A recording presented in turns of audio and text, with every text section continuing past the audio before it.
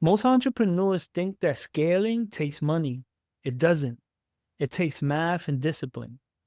Client finance acquisition, or CFA, is how you scale using the cash customers already pay you. You're not borrowing, you're investing.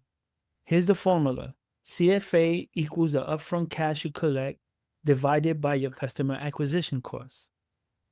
If your CAC, your cost per acquisition, is $200 and your client pays you $400 upfront, you got a 2-to-1 ratio, meaning your growth funds itself.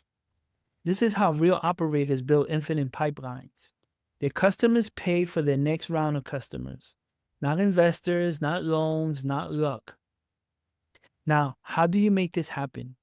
You front load value. Make your entry offer irresistible and cash rich. You shorten time to ROI. Help clients win fast so they upgrade sooner. You upsell intelligently. Every post purchase step should add liquidity. And you manage cash flow like a machine. Set aside 30 to 40% of every sale to invest in lead generation. That's how you turn momentum into scale. This is what we call in the industry a self-liquidating process. Self-liquidating offer, self-liquidating funnel, whatever. But you are basically doing a self-liquidating the cost of the next customer. So let's talk about AI money maps benchmark.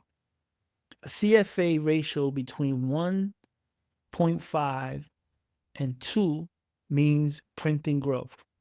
A 1-to-1 ratio means you're self-liquidating. Anything below 1 means you're funding your growth out of pocket, and that's not scalable. Here's your mission. Download the Client Finance Growth Blueprint below in this video.